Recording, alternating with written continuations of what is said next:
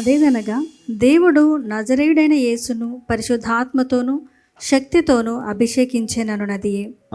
దేవుడు ఆయనకు తోడై ఉండెను గనుక ఆయన మేలు చేయుచు అపవాది చేత పీడింపబడిన వారిని అందరినీ స్వస్థపరచుచు సంచరించుచుండెను.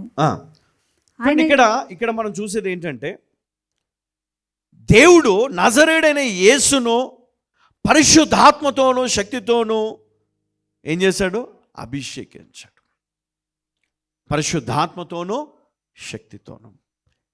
తర్వాత దేవుడు ఆయనకు తోడై ఉండను గనుక ఆయన మేలు చేయుచు అపవాది చేత పీడింపబడిన వారినందరినీ స్వస్థపరచుచు సంచరించుచుండెను. ఇది దేవుని తండ్రి యొక్క చిత్తం. దాన్ని నెరవేరుస్తూ యేసుక్రీస్తు పరిశుద్ధాత్మతోనూ శక్తితోనూ అభిషేకించబడ్డ క్రీస్తు ఈయన మరి గొప్ప కార్యాలను చేస్తూ ఆయన సంచరిస్తూ ఉన్నాడు. ఈరోజు నేను మీకు జ్ఞాపకం చేయాలనుకుంటున్నాను. దేవుడు ఆయన గొప్ప తలంపులు కలిగినటువంటి వాడు, తండ్రి అయిన దేవుడు. అందుకే కుమారుడైన యేసుక్రీస్తును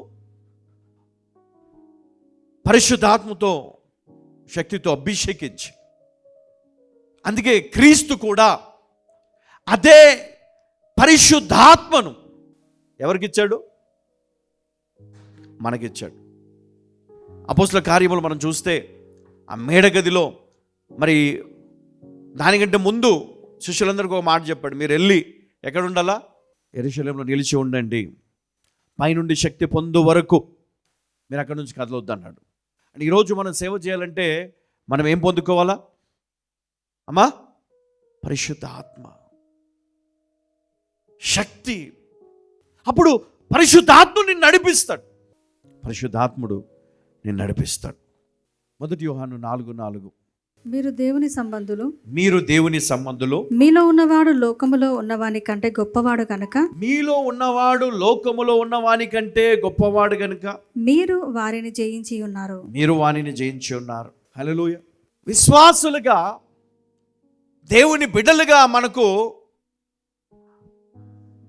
పరిశుద్ధాత్మ అంటే ఏదైతే యేసుక్రీస్తు కలిగి ఉన్నాడో, ఏదైతే 12 మంది శిష్యులు పొంది ఉన్నారో, ఏదైతే తర్వాత 70 మంది పొందిన ఆ పరిశుద్ధాత్మ శక్తి ఉందో, అదే శక్తి ఈ రోజుకి మన కోసం దేవుడు సిద్ధపరిచి ఉంచాడు. అందుకనే మనము దేవుని ఆత్మ చేత నింపబడి ముందుకెళ్తే కనుక అద్భుతమైన కార్యాలు దేవుడు చేస్తాడు. హల్లెలూయా. అద్భుతమైన కార్యాలు. అందుకే మనం ఎన్ని బాధలున్నా, ఎన్ని సమస్యలున్నా మనం ఏం చేయాలంటే ఒకటే, యేసయ్య నామములో మనం ప్రార్థన చేయాలి.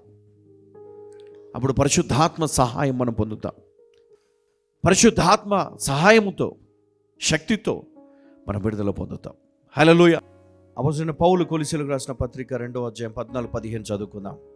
దేవుడు వ్రాతరూపకమైన ఆజ్ఞల వలన మన మీద రుణముగాను మనకు విరోధముగాను నుండిన పత్రమును మేకులతో సిలువకు కొట్టి దాని మీది చేవ్రాతను తుడిచివేసి మనకు అడ్డము లేకుండా దానిని ఎత్తివేసి మన అపరాధములన్నిటినీ క్షమించి ఆయనతో కూడా మిమ్మును జీవింపచేసెను. ఆయన ప్రధానులను అధికారులను నిరాయుధులనుగా చేసి సిలువ చేత జయోత్సవముతో వారిని పట్టి తెచ్చి బాహాటముగా వేడుకకు కనపరిచెను. దీన్ని బట్టి ఆయన మన పాపములన్నిటిని క్షమించి మనపైన ఎలాంటి నేరములు లేకుండా ఆయన మనను పవిత్రపరిచి ఉన్నాడని గ్రహించాలి. ఈరోజు మనకి ఇవ్వబడిన అధికారము సాతాను పైన, సాతాను అనుచరుల పైన, అంటే దూతుల పైన మరి దేవుడు మనకి ఇస్తూ ఉన్నాడు. ఆ అధికారం ఎలాంటిది అంటే, ఈ లోకములో ఎవ్వరు కూడా అధికారాన్ని కొట్టివేయలేరు. క్రీస్తు మన కొరకు చనిపోవడం ద్వారా, ఆయన చనిపోయి తిరిగి పునరుత్థానుడై తిరిగి లేచుట ద్వారా, ఆయన పునరుత్థానుడై తిరిగి లేచి ఆయన సత్యములను ఆయన శిష్యులకు బోధిస్తూ తిరిగి ఆరోహణమై తండ్రి కుడి పార్శ్వమున కూర్చొని ఈరోజు నీ కొరకు నా కొరకు ఆయన ప్రార్థిస్తున్నాడు, విజ్ఞాపన చేస్తూ ఉన్నాడు. కాబట్టి మనం ధైర్యము కలిగి ఉండాలి. మనం ఈ లోకములో బ్రతికినంత కాలము ఆయన మనకిచ్చిన అధికారమును బట్టి, ఆయన మనకిచ్చిన కృపను బట్టి, ఆయన మనకిచ్చినటువంటి శ్రేష్టమైన పరిశుద్ధాత్మ శక్తిని బట్టి కృతజ్ఞత కలిగి మనము నిజ క్రైస్తవ జీవితాన్ని కొనసాగిస్తూ ఆయనకు మహిమ చెల్లించే వారముగా ఉండాలి, ఆయనకు ఘనత చెల్లించే వారముగా ఉండాలి. ఆయన పక్షమున మనము ఎల్లప్పుడూ మనము స్తుతి చెల్లించే వారముగాను, ఆయనను నిత్యము కొనియాడే ఆయన బిడ్డలముగా మనం ఉండాలి. ఆయన మనకిచ్చిన అధికారం క్రీస్తు నామములో వాడాలి. ఆయన మనకిచ్చిన అధికారము పరిశుద్ధాత్మ శక్తితో వాడాలి. కాబట్టి ఈ లోకములో ఏది కూడా నీకు అడ్డు ఉండదని ఆయన జ్ఞాపకం చేస్తూ ఉన్నాడు.